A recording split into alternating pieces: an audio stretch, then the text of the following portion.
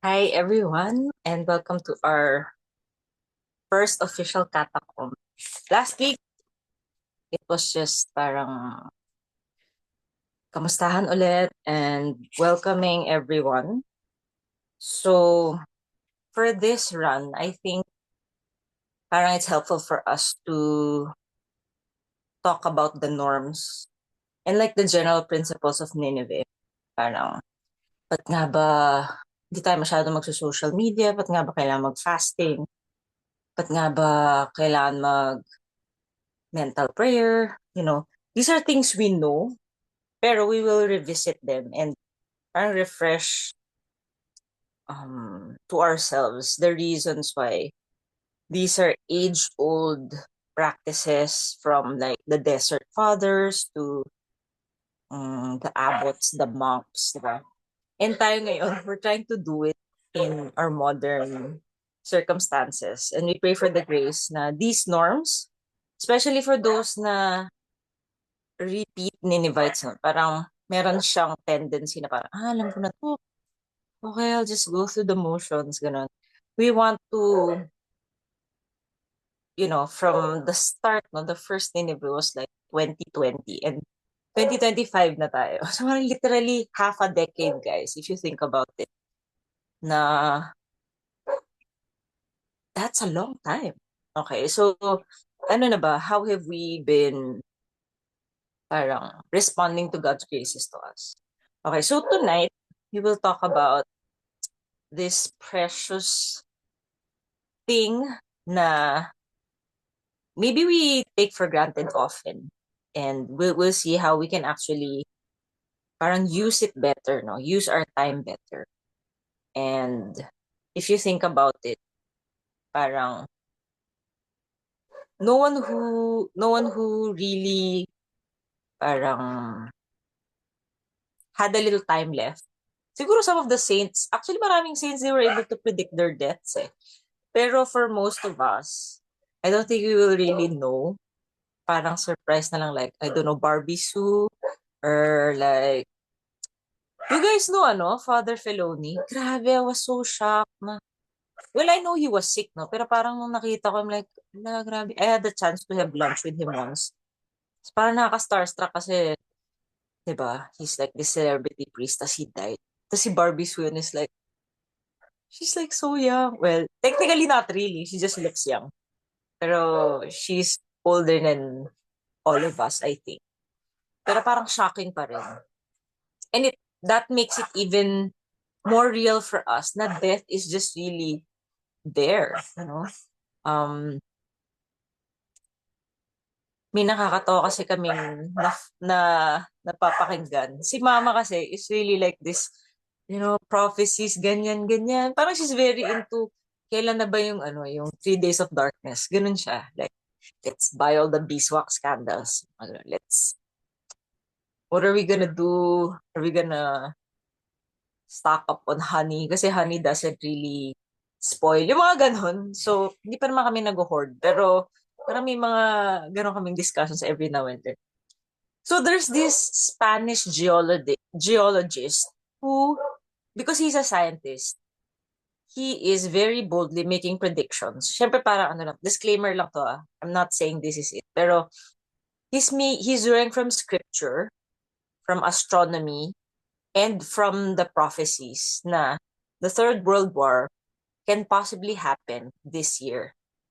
Most specifically, March 23. That's the anniversary of my parents. So parang tawang-tawa sila kasi parang anniversary pa natin.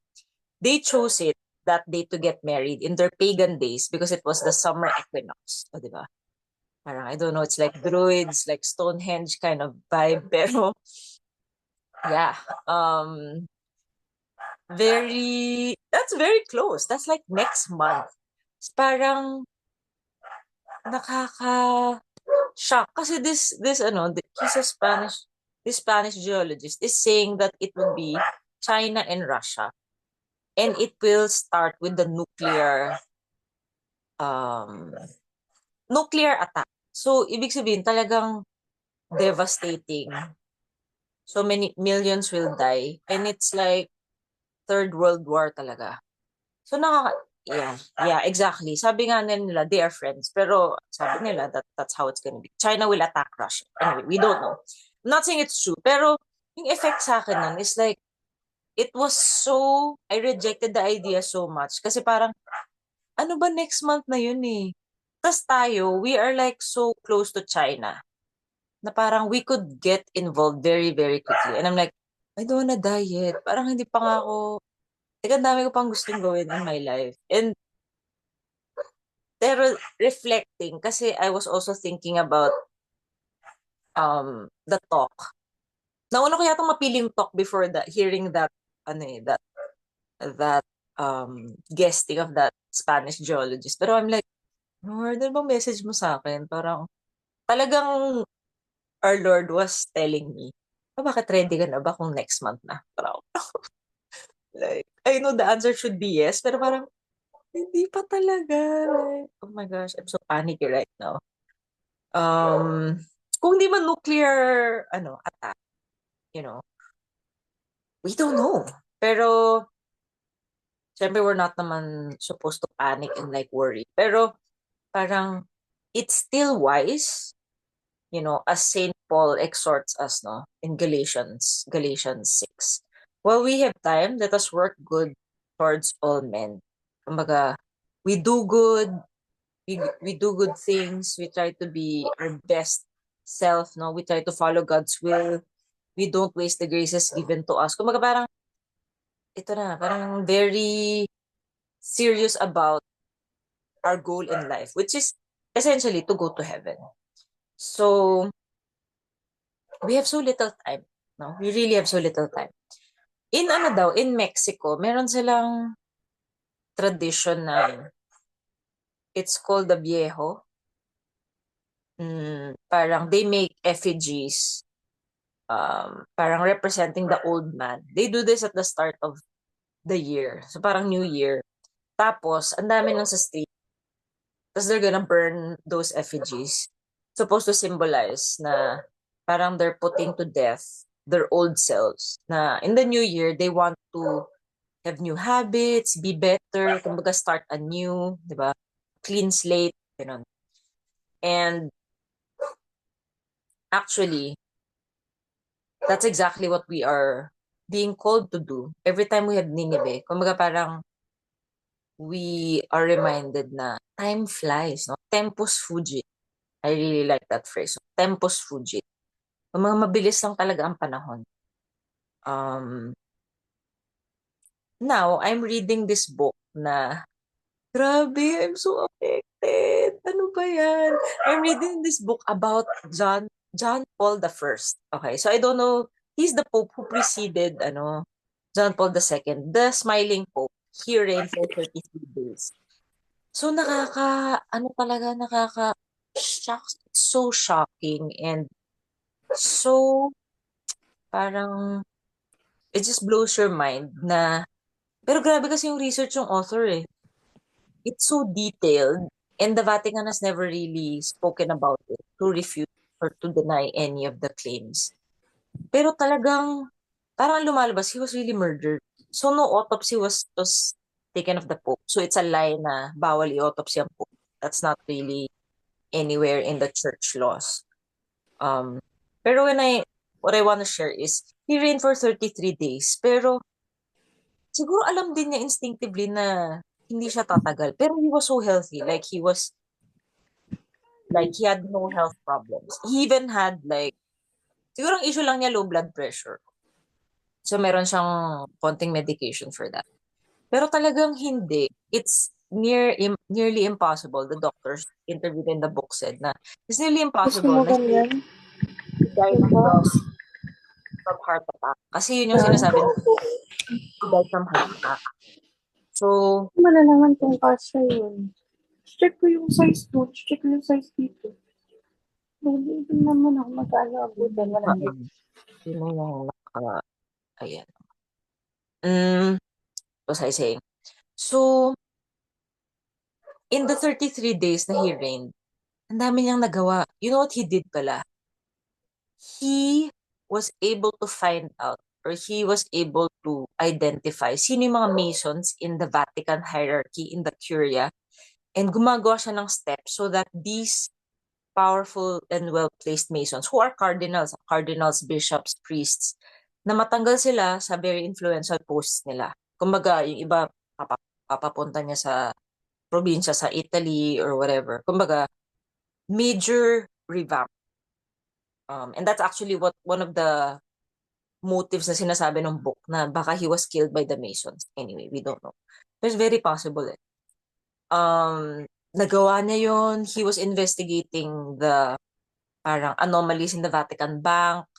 Tapos, basta he was in the 33 days like, iba sa atin, minsan magtatapos lang ng report.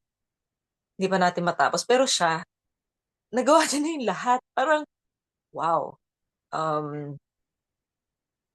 In a way, he died talaga.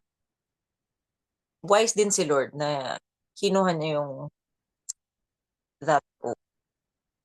We could say, no, at the height of parang his service to the church. And naiyak talaga ako kasi parang yung scene daw nung ano. And he was such a, naiyak ako, ano ba yun?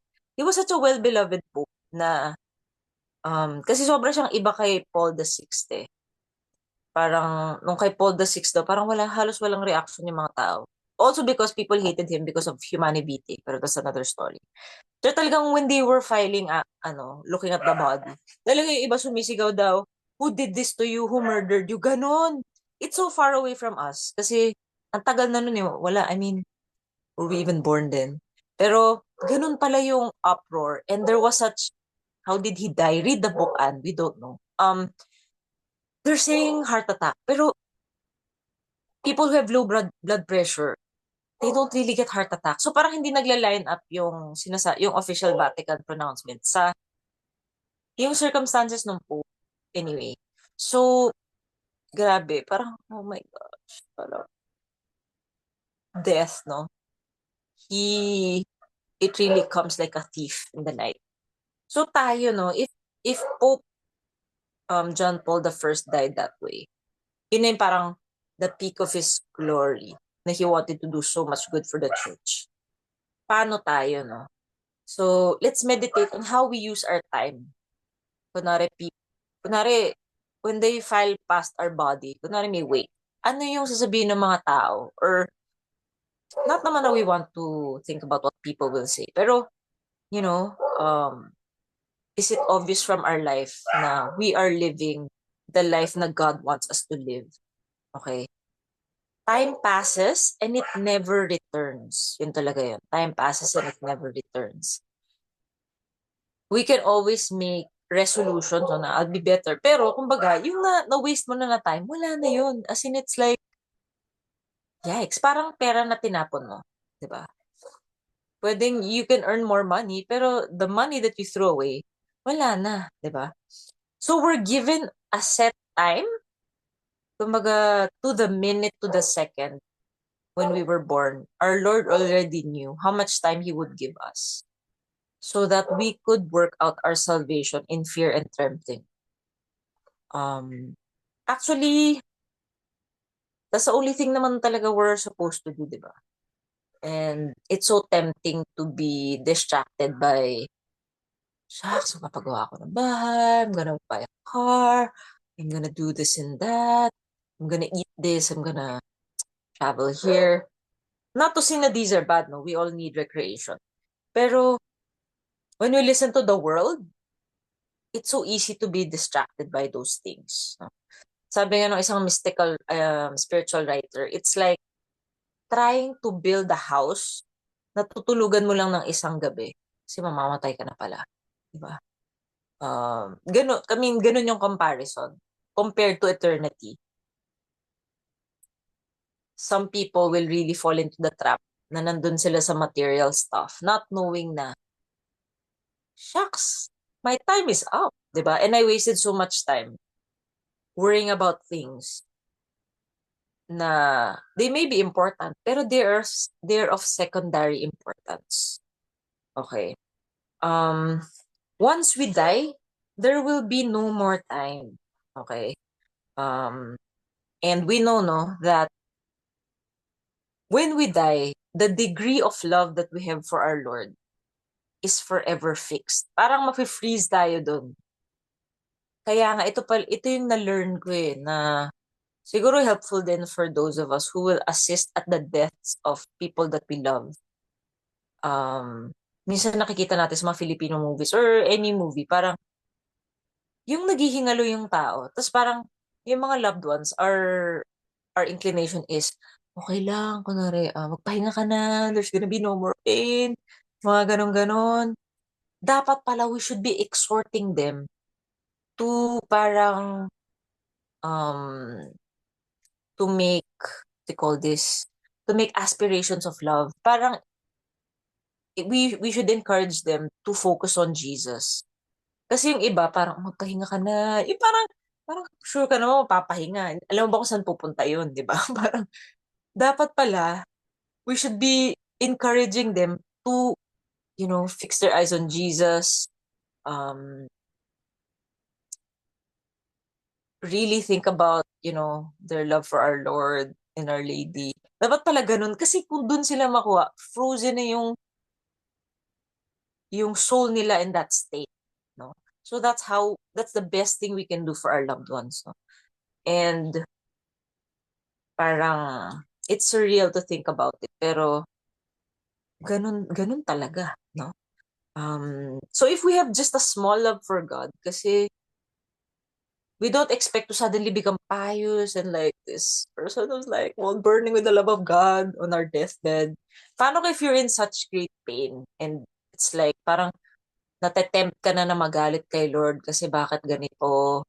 Alam mo yun, this is not how I wanted it to end. Or everything flashing back is like, galit ako kay ganyan, hindi ko pa rin matawad si ganito. Di ba? Parang, yeah, the devil will tempt us at our most vulnerable time to turn away from God. No? And we cannot presume na at that point we will be strong. No? We have to train like athletes for that moment. Ngayon pa lang. As in parang, yeah, kind of morbid. Kasi parang, shucks, you always think about your death. Pero, yeah, I mean, sabi nga nila, when we think of death, we become wise. Diba? Um, parang everything shrinks or becomes parang the right um all this scale, no, sa proportion ng mga bagay-bagay. So if mafe-freeze yung love natin na God at the moment of death, ano kaya yung feeling or ano kaya yung mangyayari if while we're alive we're really striving to be who God meant us to be, na we really pray for the grace na, Lord, I will never say no to you. Lord, you know, I really want to follow your will in my life. Okay? Kasi si Our Lady, can you imagine si Our Lady? Wala siyang grace na sinayang. Kaya she's at that so high a level. Tayo, para para tayong colander. Alam mo yun? Sorry na lang sa mga hindi nagluluto. Yung para siyang container na with maraming holes. Yung pang strain ng spaghetti, gano'n. Like, yun yung feeling ko minsan parang, Lord, buhos ka ng buhos ng graces, pero para akong, I'm just throwing it away. Like, okay. Parang, even with our wretchedness, of course, our Lord and Our Lady can still work graces, no? If we want and if we are open. So, naalala ko na naman, yung last words ni, his name is Albino Luciani. That's the name of John Paul the First. Alam niyo, ano talaga, it's like my hair, the hairs on my arms are standing on ends. Kasi parang yung last words niya, dun sa secretary niya, were, syempre in Italian, no? Pero it's like, good night, see you tomorrow if God wills. Yeah, tapos yung pala, yun na yung last words niya. So, the Vatican, the Vatican sources paint a different picture. Pero yung nakakita sa kanya na nun, kasi may nun na nagdadala sa kanya ng coffee every morning. nakita siyang nakahiga sa bed, upright. Hawak na yung, yung mga reassignments ng mga Masons. Tapos, nakasalamin siya. So parang nakatulog ba siya in the night? No one knows eh. So yun na yung last words niya. This is a man who obviously wala siyang idea na that's gonna be his last night kasi he had so many plans. No? Pero he was, I believe, caught at a time na he was doing good for the church. So how about us? No? Actually, medyo naging nostalgic ako dahil because of Barbie Sue's death na parang, shucks, meet your garden. Tapos parang, when you look at her, parang hindi siya nagbago. She looks even prettier like, when she was a lot older than when she was Shan, Shanchai. Parang, gumanda siya. Ewan ko, parang may bias. I don't know, for those who cannot relate, sorry naman guys, kung hindi niyo naabutan yung Meet Your Garden. Pero, parang, naisip ko nga, and it makes me tremble. Where is she? No? Where is she? Sa life na she led. We don't know eh. Pero parang, I don't wanna think about it. Parang, nasan siya? Like, in the circumstances na that she died. No? Parang, what was her state in life? We don't know. No? So, um, when we think about it, all the little dreary things no na we put up with our routines no yung mga things na parang we drag them along kasi parang ayaw na natin to. Is it, our workmates, our household chores? Is it our reports, our pesky relatives? Or is it illness, physical weakness? Is it financial burdens? Or our own personal defects? Minsan ayaw na natin yung parang kulang na lang if it were a cross. Parang we're just kicking it around kasi ayaw na natin siyang buhatin. And I remember this kwento na one of my barkada told me. Barkada ko to since elementary. Sabi niya, kasi yung husband niya was complaining kasi yung daughter nila, who's like 7 years old ba or 8, ang kalat. Like, she's always leaving her toys, ganyan-ganyan. Eh, they live in New Zealand, so wala naman silang house help. Parang, my friend said, alam mo, yung time na ganyan siya, it's such a short time. There will come a time na wala na siya dito sa bahay, even if we wanted her to be here. There will come a time na hindi mo na yan siya malapitan. She won't want to talk to us. Kumaga parang, this time is precious. No? So, after nun, yung husband, parang, he also realized, oh nga, no, parang, let it be my privilege to take care of my daughter in this way at this time because it will never come again. This time is passing. So, we can have this perspective uh, looking at all the other things in our life na parang unbearable, parang kailan ba ito matatapos, mga ganon. And we realize na these crosses actually pave us a way to heaven. No?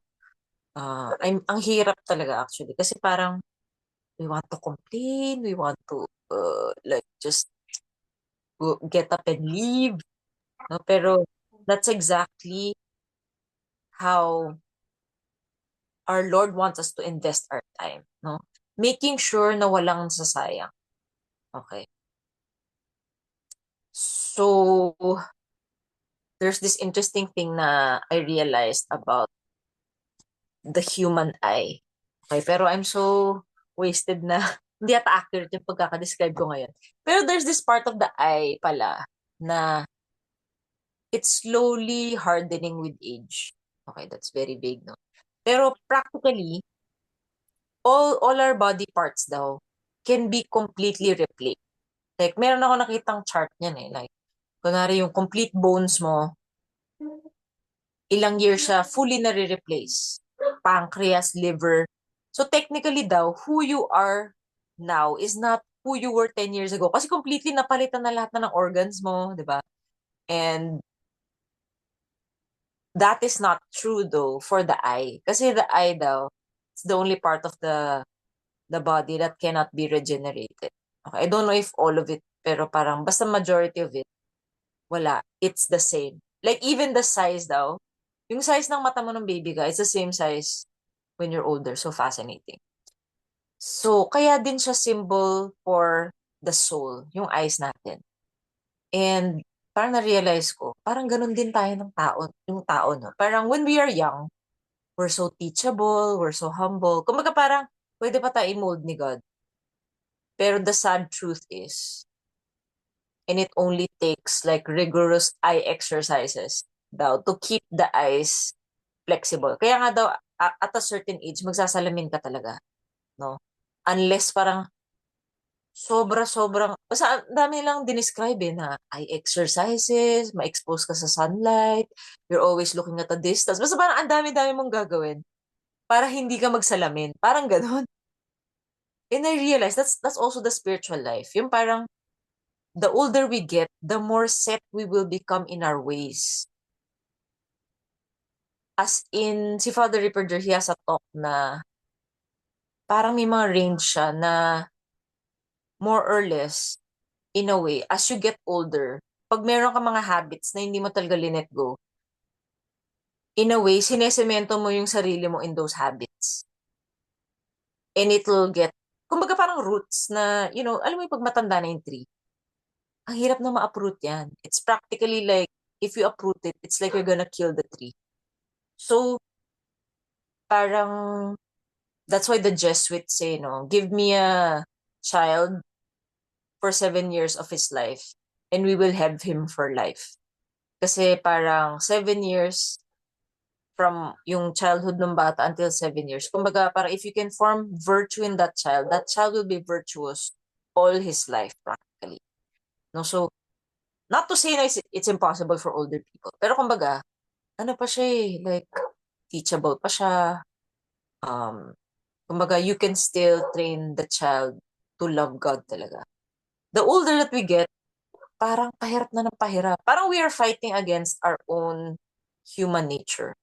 No? So, parang it's also a reminder for us na the longer we are in Nineveh, parang the more na we pray, we beg for the grace talaga na, Lord, help me have the grace na parang I'm still a newbie, na I'm still a novice, na I'm still at heart, no?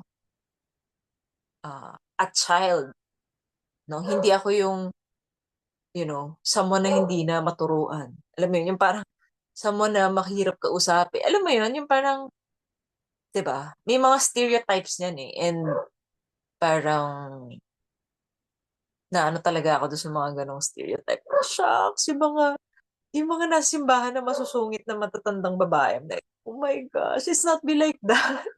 I mean, yikes, like, God forbid. 'Di ba? Ano yung parang giving piety and religiosity a bad name. Kasi, wala eh. You're like this annoyed and annoying person. Alam mo yon.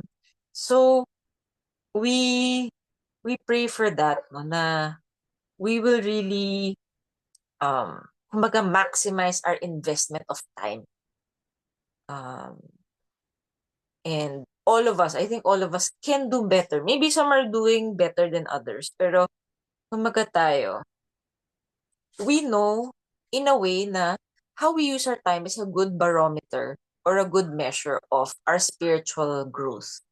No, so pag tinanong mo isang tao, okay, what did you do? No, wala, I was just on social media for like 3 hours. Okay. Di ba parang, alam mo na, may something off, di ba? Or, I was spending time in adoration. I was doing corporal works of mercy, di ba? More or less, alam natin na, okay, this person, maybe siguro distracted or maybe sometimes they're not fully focused. At least may will na I want to do the right thing. Okay. So, Now, we want to end with how do we use our time better ngayon? Okay, so here are some tips. No? These are just some. Baka yung iba would want to add. No? First is we go to confession often. Okay, we go to confession often. This is when we can also zero in on the things that take up our time. No? Siguro during this short meditation, napapaisip tayo, ano ba yung pinagkakabalan ko? Or what, how do I waste my time? No? Or how am I using my time in a maybe not so efficient way? Okay. Makikita natin eh. And Nineveh helps us. Like, how much time am I on Instagram ba? Diba? Or chatting with friends, or I don't know, malling, diba? Or vanity stuff.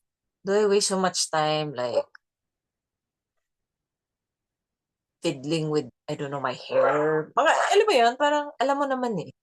Only we would know. Okay.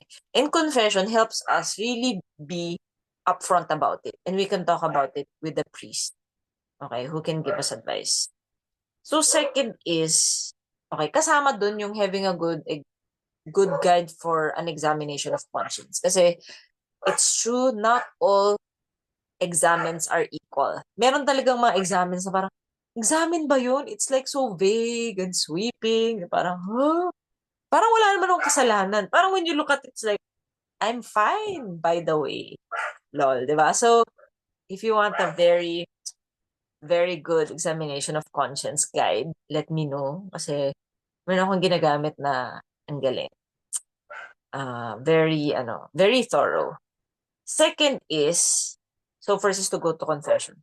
Second is, we make a schedule. Okay, so we make a schedule. Of course, especially for the moms here, sometimes there are unforeseen things that happen and we have to be flexible, of course. Mga singles din ko na. Pero more or less, meron ka talagang non-negotiables in your day. No? Na they could move around a bit, pero alam mo na, this is set in my day. Okay? And kung wala pa tayo nito, it would be helpful to actually write it down. No? You know, the funny thing about the human person is, really, we crave consistency. No? So even parang, how we're motivated, our mood, mapapansin natin, the more erratic our lives are, parang we also can't be our best selves. No? We can't show up na okay tayo on like emotionally, psychologically. Kasi nga, magulo tayo. That's a simple way to put it. No? So, schedule really adds the order that we are designed for. Right? So, God is a God of order. And when we follow that, when we keep that in mind, it can only really help us. Okay? So, we make a schedule. No? So, ano ba? Like, what time do we wake up? No, that should be more or less standard. And you know what's funny?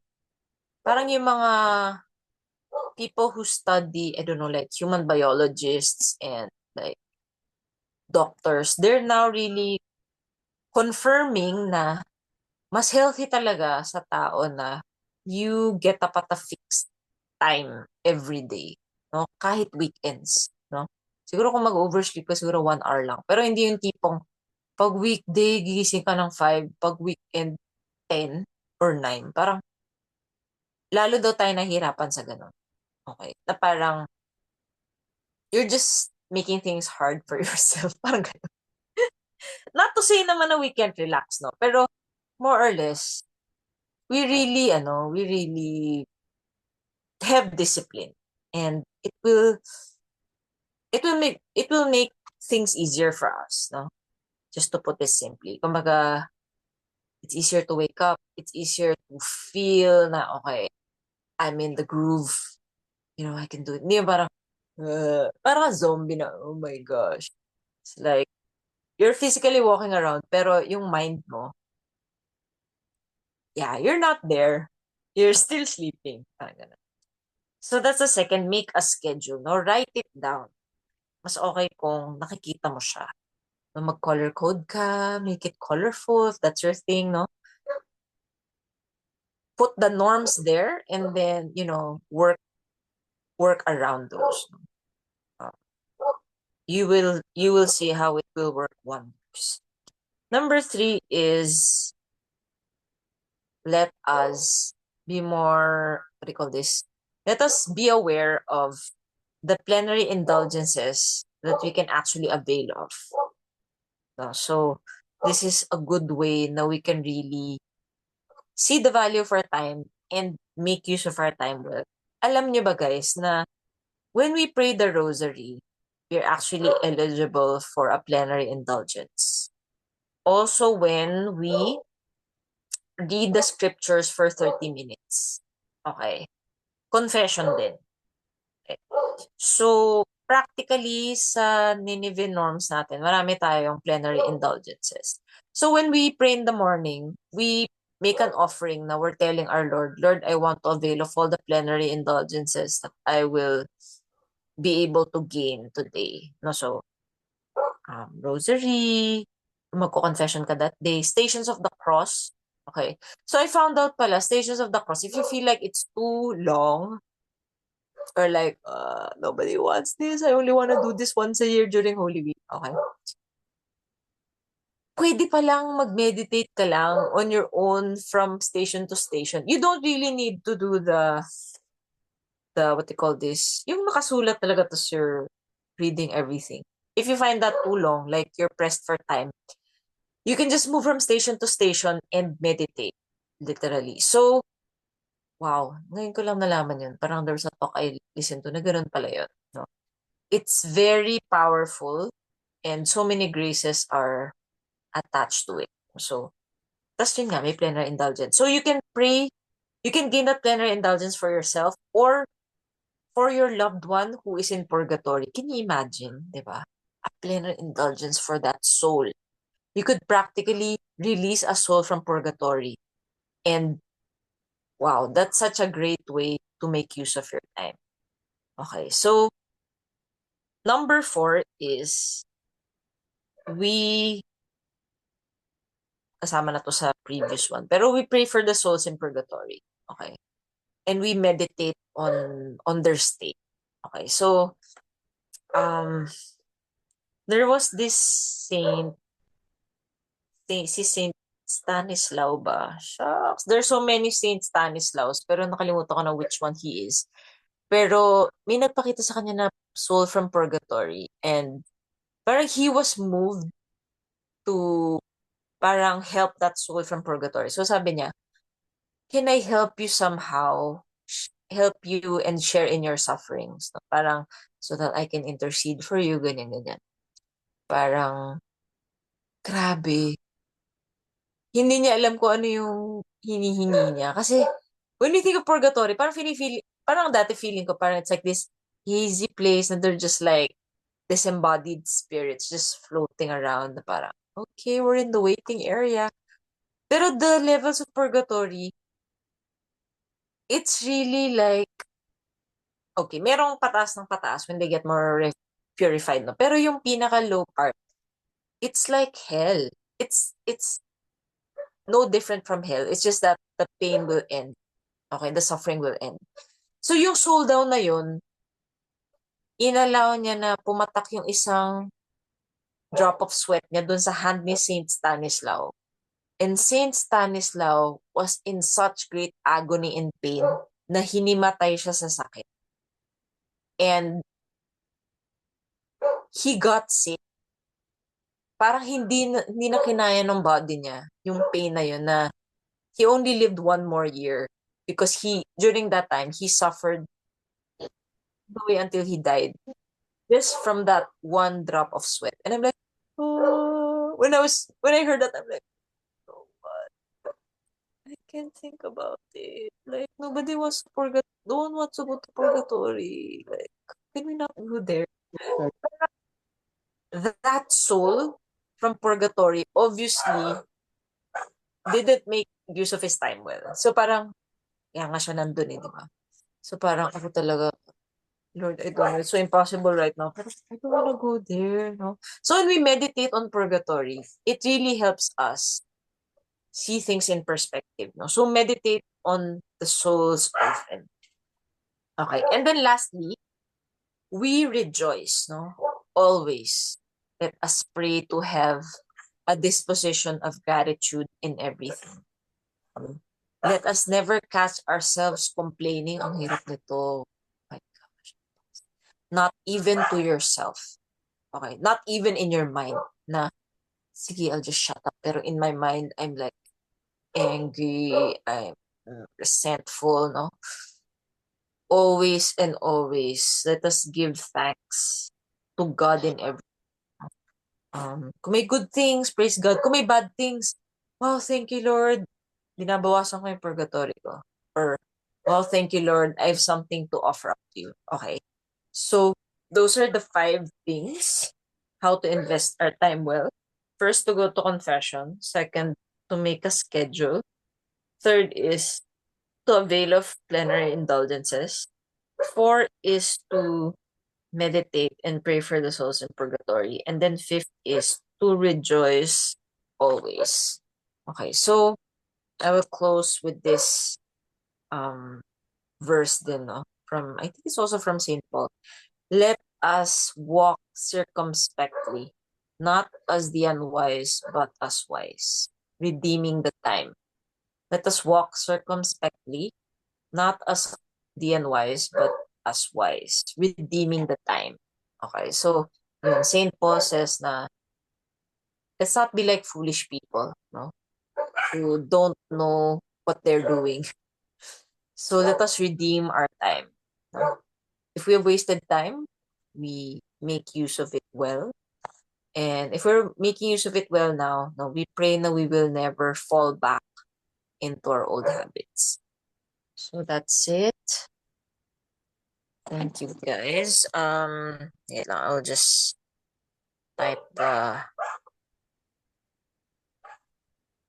questions.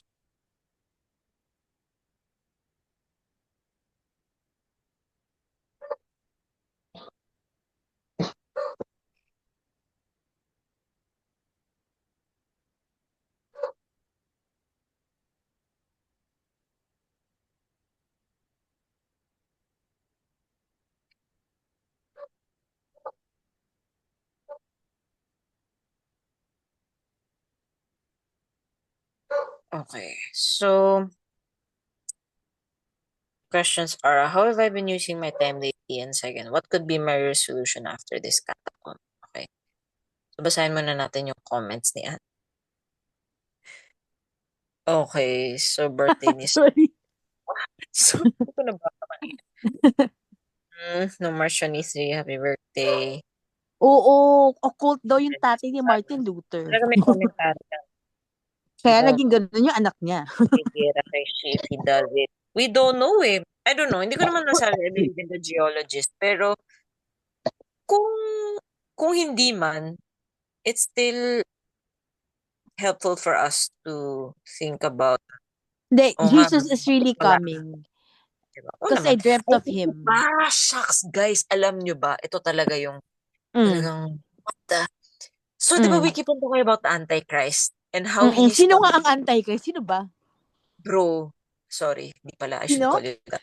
They're saying na there's this person in Israel now who is, and they're calling him the Yanuka. Yanuka is son of God.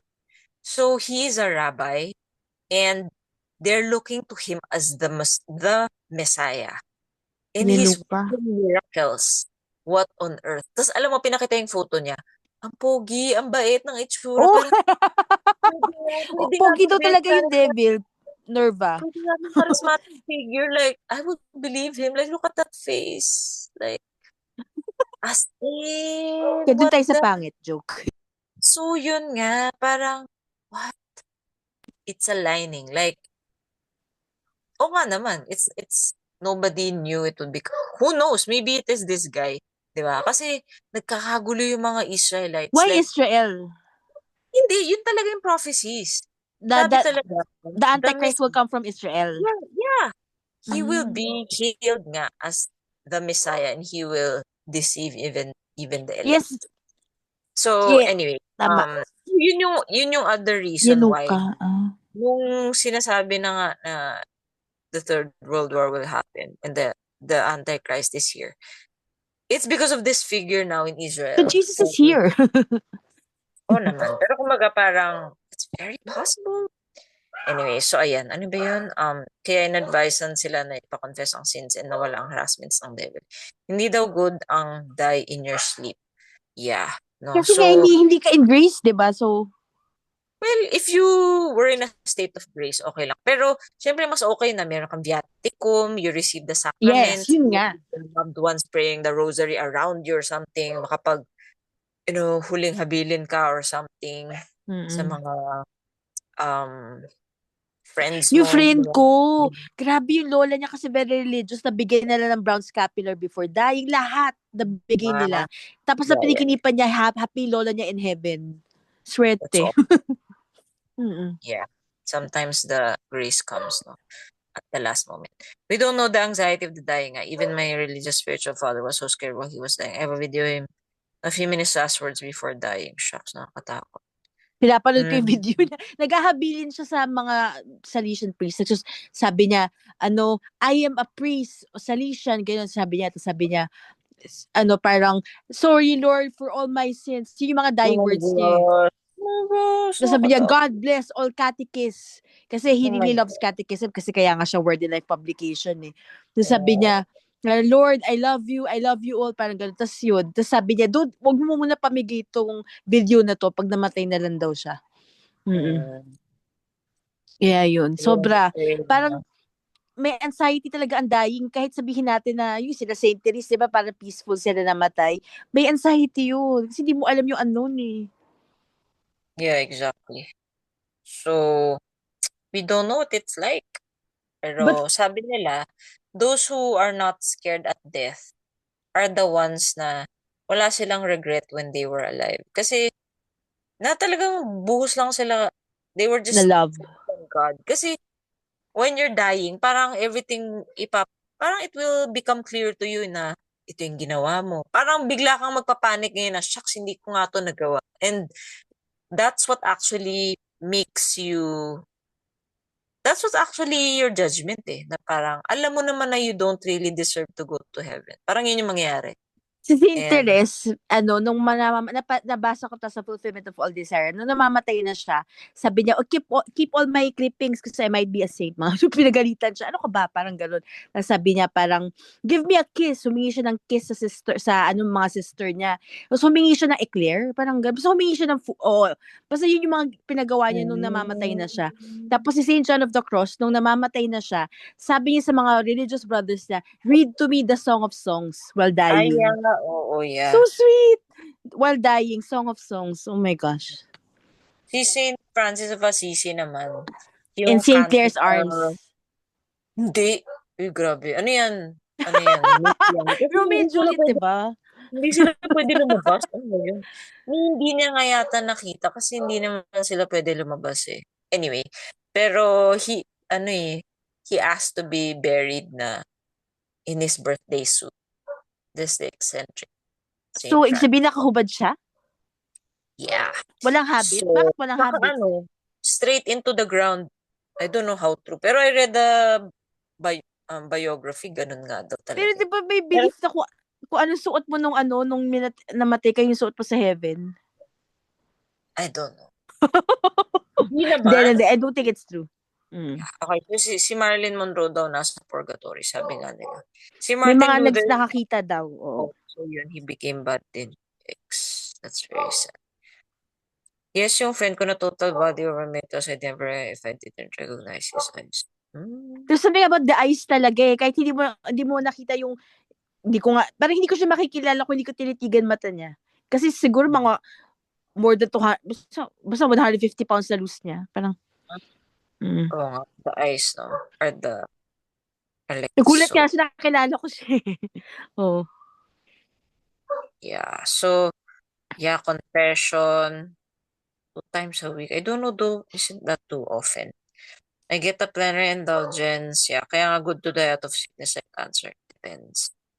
I Pero mean, if Nerva, it ito ha, depends. sabi ng friend ko, hindi ko alam kung sino nag-advise sa kanya, basta naniniwala siya, Jesus gets us at our ripest. Hindi siya yung nanguusig, parang gusto niya maging ripe tayo bago niya tayo kunin.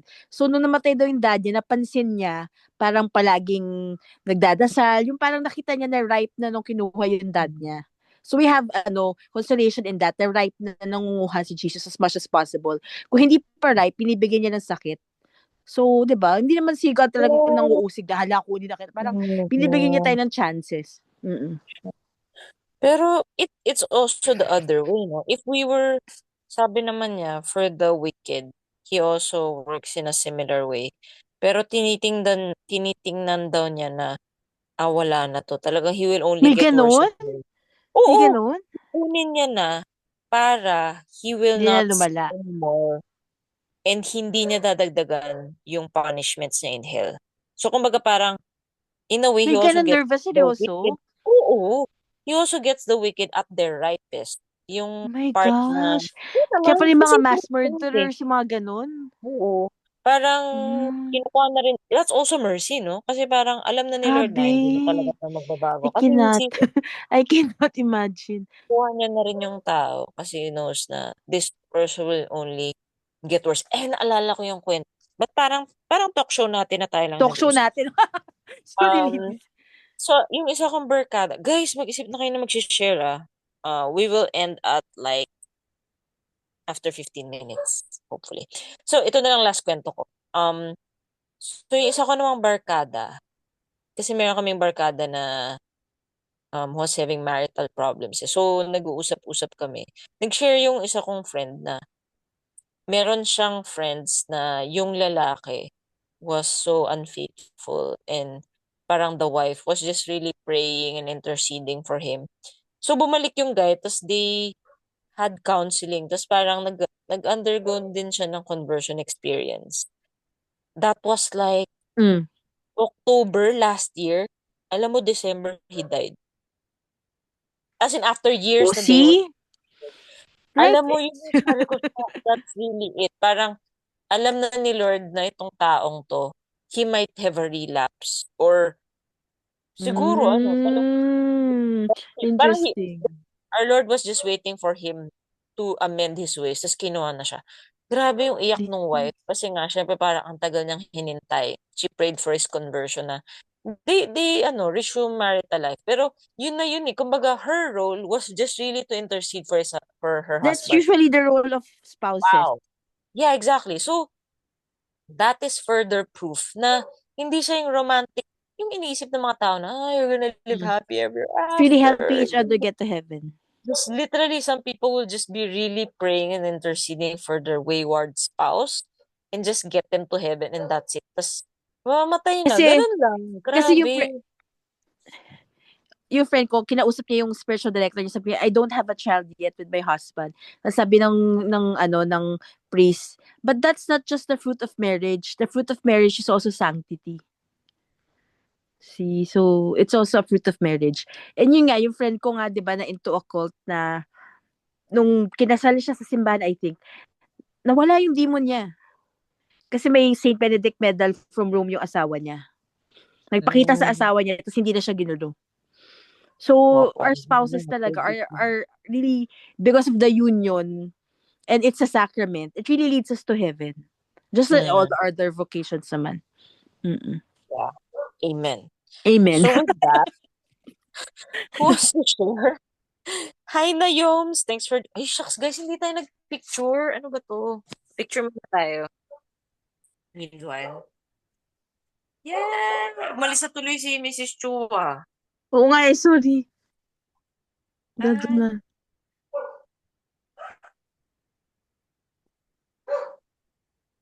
Ay, wait lang. Wala ka. Punan ba? Ano ba yun? Wait lang. Yun. Okay.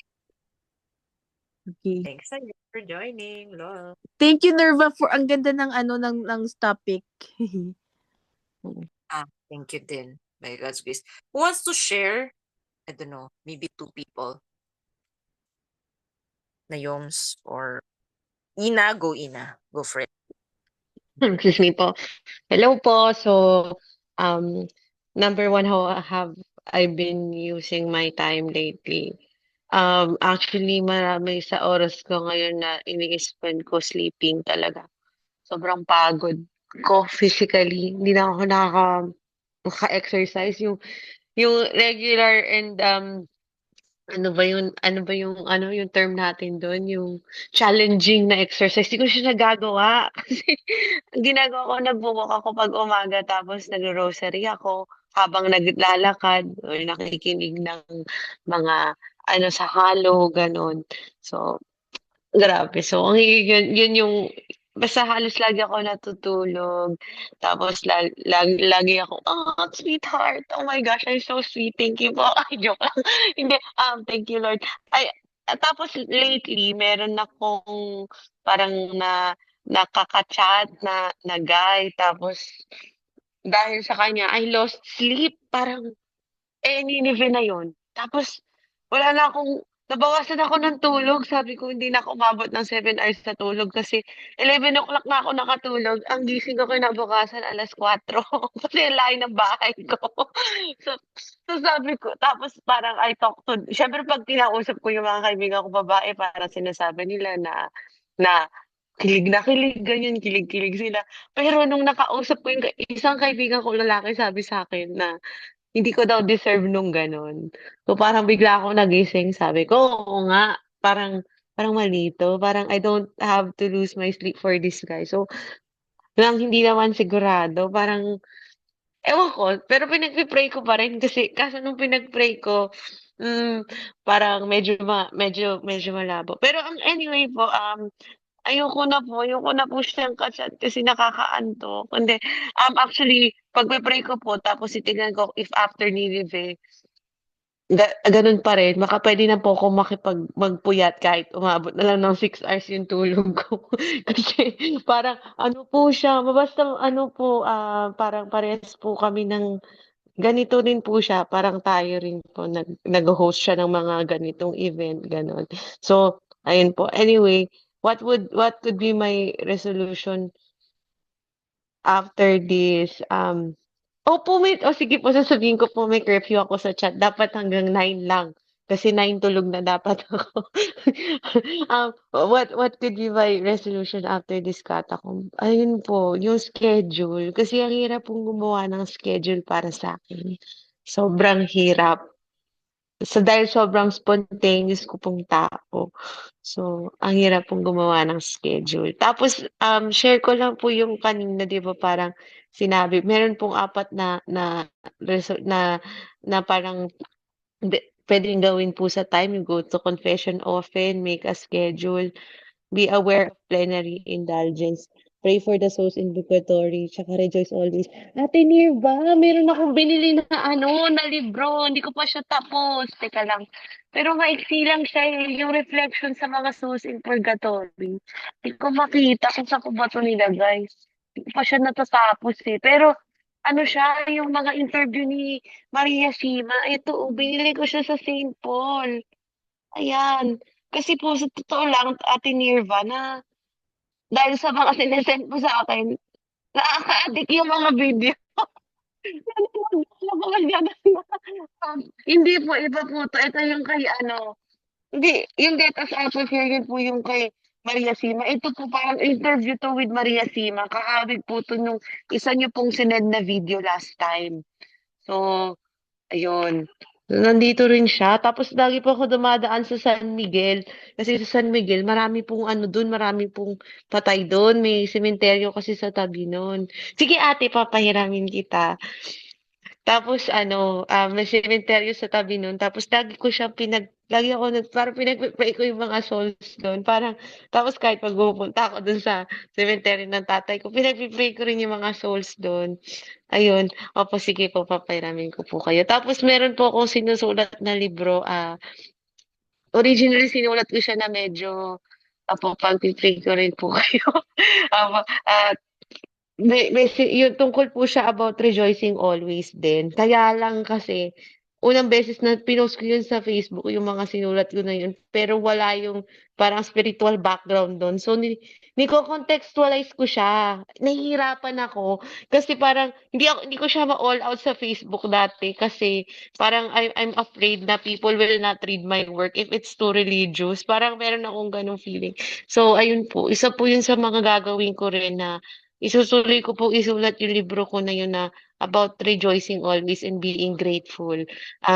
Particularly po sa little things. Also po pala, meron po akong bagong friend na saint, si Saint Philomena. Actually, matagal ko na siyang friend, pero ever since this year, parang mas lalo po kami naging close. Tapos, ayun, wala lang po. Meron kasi siyang relic dun sa may chapel namin sa DBM and na-realize ko, grabe pala rin yung tulong ng mga relic, ng mga tsaka yung mga tao din sa paligid natin. Ayun lang po. Thank you. Thanks so much, Ina. Yeah, Saint Filomena. It's awesome. Thanks for sharing. So, Nayoms, you wanna share? Kaya mo ba mag-share sa bus? I don't know. Let me know. Kasi Unless, I can share. Saglit lang, ang dami ko na share. sige. Or Nayoms, tayo na lang. Basta I've been spending my Share ka. time sa work, which is happy because I can spend more productive time. And also, yun, cooking for the family. And also, yun nga, I always go to regular confession. Minsan twice a week talaga, as in sobrang usi. Parang I just want to always, kasi hindi ko alam kailan darating si Lord. So, might as well be prepared na para pumuntang heaven agad. So, ayun, I always go to confession as in. Tapos, ano pa ba? Kasi nga, it's really better than 1,000 exorcisms. It really, lahat na, cleans you talaga. Like a shower, everything. Basta lahat ng, ayun. And, hindi ko na pinoproblema yung, yung mga, everything that, yung mga past mistakes ko, yung mga, parang my conscience is always clean. And it's the best pillow in the world if you have a clear conscience before the Lord. And, yeah, that's how I spend my time talaga mostly.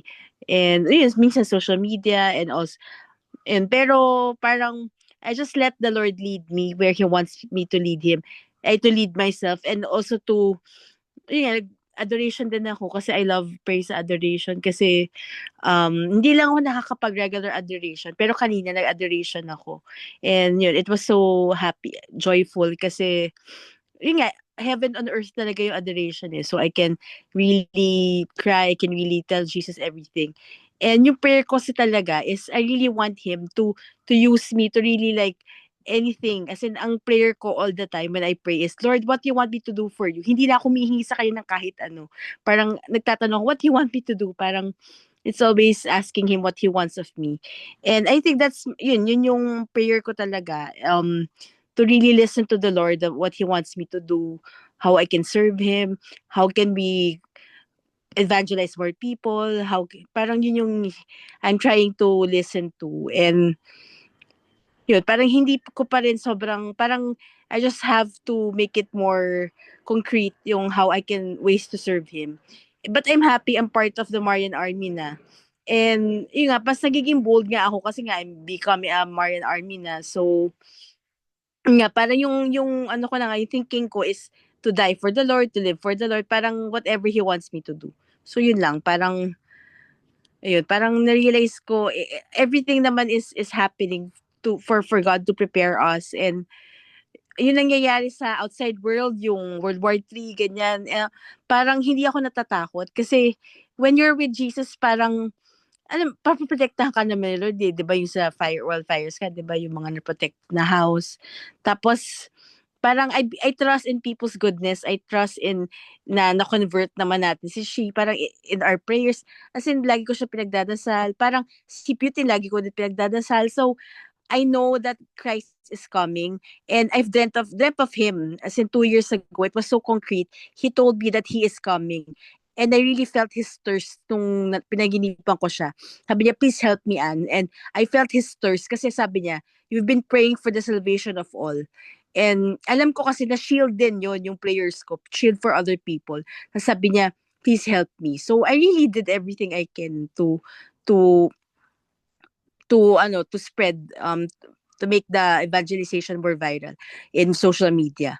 Pero parang ngayon, parang I'm still listening to where he's leading me. Pero I know he is coming. I'm 100% sure because he told me and he asked for my help. But I'm praying na wala na World War III. I'm praying, I know that Jesus is not coming as a baby. I'm 100% sure of that. Jesus is coming as a king.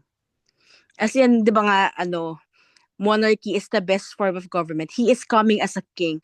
And I don't know how, I don't know why or what will happen, World War III, anything. Basta I know I love him. And I will recognize him when he comes. Yun lang. Even if I have not seen him, my heart knows him well. And I know I will recognize him. Yun lang. Parang si Anna and Simeon, 'di ba sa parang kay yung dedication ni Lord, 'di ba? They recognized Jesus and they told Jesus that I will not die not unless I see you. So when they saw Jesus, they recognized them. And I know kasi mga Ana, maraming prophetess na Ana. Anne Catherine Emmerich, Anna Taiji, si Anna in the Bible, si Anne Lay Apostle na Franciscan. So, parang feeling ko is really a name Anna, a name of a prophet. Parang ang daming prophetess kasi na Anna. Pero hindi ko sinasabing just because I'm named Anna. Pero I know he is coming and hindi ako doubting kasi he told me so. And it's a sure um first-hand knowledge that he told me. And it was a very special day that he told me that. January 9, 2023, and it's the feast day of baptism of our Lord.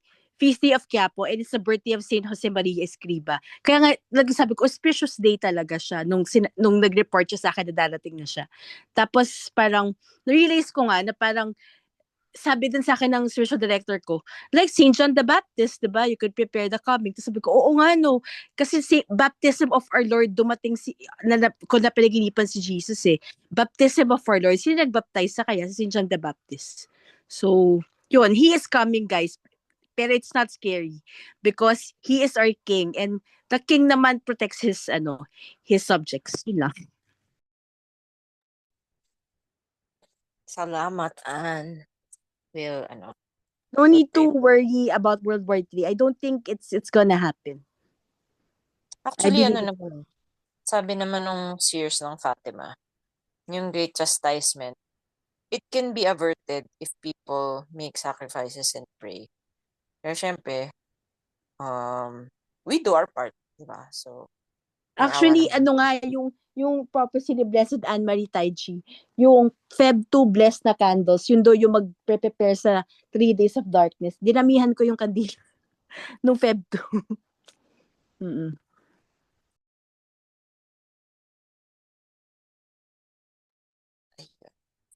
Thank you. Anyone else?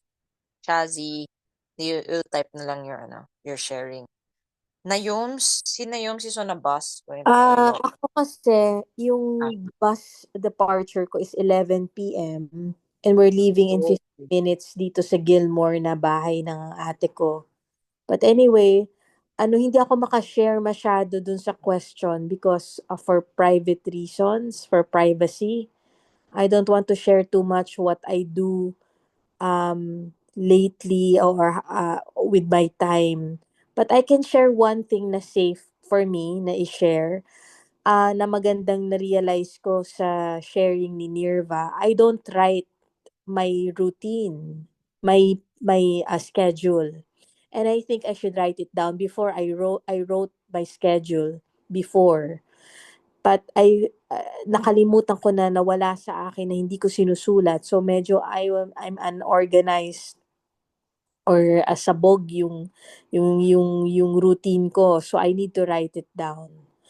Tapos resolution ko to stick with that schedule so that I'll achieve my goals. And also yes, I need to go to confession also. I haven't confessed for a long time na.